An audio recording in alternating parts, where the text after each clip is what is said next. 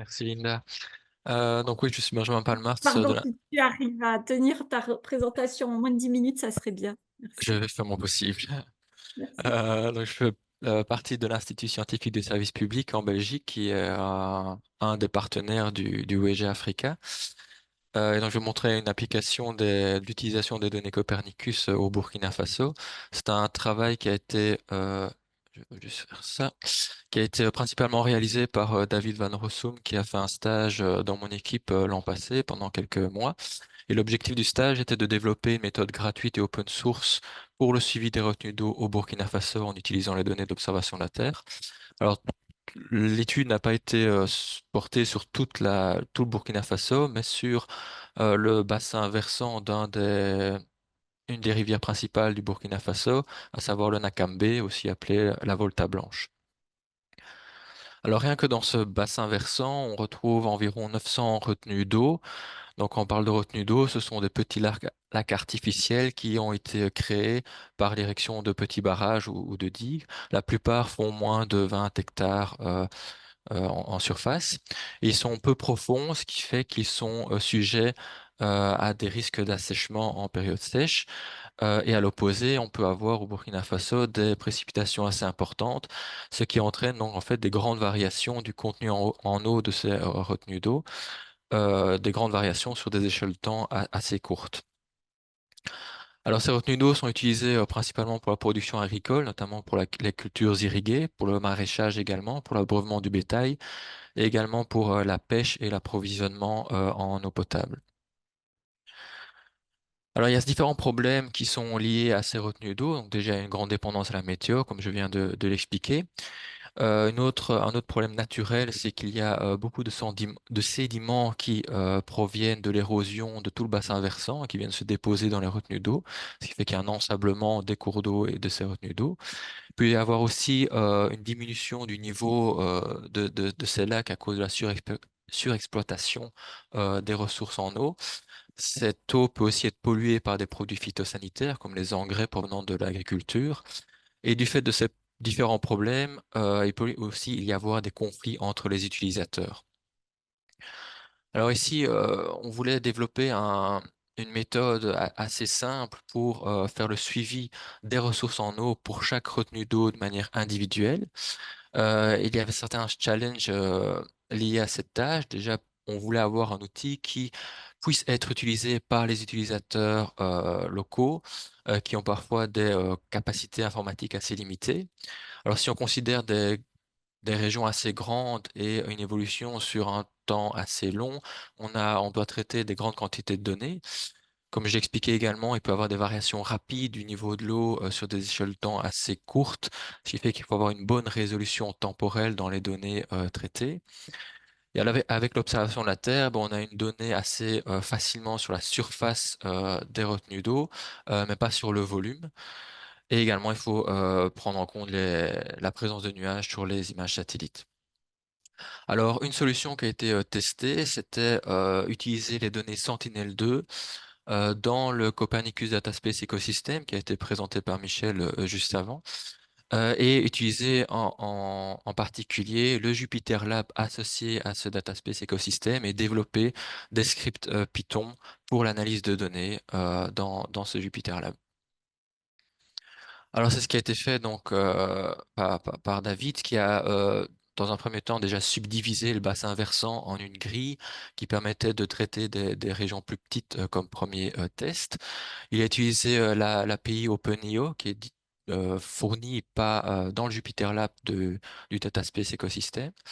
Et grâce à cette API, c'est très facile de télécharger des données Sentinel-2. Alors quand je dis télécharger, c'est pas télécharger sur l'ordinateur local, mais c'est télécharger sur sa session Jupyter Lab, sur le cloud. Et tous les traitements que je vais montrer par après ont tous été réalisés dans le cloud associé au Jupyter Lab. Et donc, grâce à ces quelques lignes de code, juste en spécifiant l'étendue temporelle, ici un mois, les données qu'on veut utiliser avec la correction atmosphérique requise, l'étendue de l'aire d'intérêt qu'on veut analyser, le système de coordonnées et alors les bandes Sentinel-2 que l'on veut utiliser. Ici, donc, on a utilisé trois bandes visibles, la bande proche infrarouge, et je vais parler juste après de la bande SCL. Et on peut aussi spécifier la couverture de nuages maximale sur ces images. Et donc, si sur cette aire d'intérêt, il y a plus de 50% de couverture nuageuse, eh bien, la donnée n'est pas prise en compte dans le processing. Alors, voilà, donc il y a cette limite de 50% de couverture nuageuse, ce qui veut dire qu'on peut avoir des images où on a 40% de couverture nuageuse, et donc c'est quand même important de déterminer où se trouvent ces nuages sur l'image. Et pour cela, on a créé un masque de nuages à partir de la bande SCL, donc la Scene Classification Layer, qui est fournie avec les données Sentinel-2. Donc c'est une première classification qui est faite de manière automatique et qui permet de classer tous les pixels en différentes classes, notamment s'il y a des pixels où il y a des problèmes où il n'y a pas de données, par exemple, les pixels associés à la végétation. Et ici, on était principalement intéressé par les pixels associés aux nuages. Et donc on a fait un masque de nuages basé sur trois de ces 11 classes. Une classe qui détermine les pixels où il y a une haute probabilité de nuages, une classe où il y a des nuages de type cirrus, donc les nuages de haute altitude, qu'on voit ici en bleu, et également une classe associée aux ombres des nuages qui allait créer aussi des problèmes pour détecter les surfaces d'eau sur l'image. Alors pour faire la détection justement de l'eau, on a utilisé un indice spectral assez simple qui est le NDWI. Alors il y a deux définitions possibles pour l'NDWI. Ici on a pris cette définition-ci qui utilise la bande verte et la bande proche infrarouge, c'est-à-dire les bandes B3 et B8 de Sentinel-2. Et donc, c'est très facile de calculer lorsqu'on a une image, calculer le NDWI pour tous les pixels. Et donc, on a différentes valeurs de NDWI. On peut regarder la distribution de ces valeurs. On voit ici donc l'histogramme et on voit que la plupart des valeurs sont comprises, enfin, sont en dessous de 0, voire même en dessous de moins 0,2. Et tous les pixels associés à l'eau, en fait, c'est juste ici en dessous de la flèche, c'est petit, on voit légèrement. Donc il y a quelques pixels qui sont associés à l'eau qui ont un DWI qui est positif. Et donc c'est très facile de euh, faire une dichotomie entre les pixels hauts et les pixels non hauts. Et donc grâce à ça, on peut créer un masque des surfaces eau en utilisant ici un seuil à moins 0,2. Et donc on a un masque d'eau, différents polygones. On voit aussi qu'il y a certains points qui sont juste des pixels uniques, qui sont considérés comme des retenues d'eau, mais qui ne sont pas réellement des retenues d'eau. Et on peut calculer la surface de chacun de ces polygones, grâce notamment à la librairie GeoPanda. Et donc on a finalement pour chaque polygone, on a une surface d'eau. Alors on a rajouté une condition qui excluait toutes les étendues d'eau inférieures à 4 hectares, ce qui permettait de nettoyer tous les pixels associés comme des retenues d'eau, mais qui n'étaient pas des retenues d'eau. Maintenant, cette condition, il faut faire attention parce qu'il peut y avoir des retenues d'eau assez importantes qui s'assèchent et qui ont alors une surface qui est inférieure à ce seuil. Donc, il faut rester assez critique par rapport à cette condition. Et donc, toutes les retenues d'eau, les polygones peuvent être évidemment exportés en shapefile assez facilement pour être utilisés par exemple dans QGIS ou ArcGIS.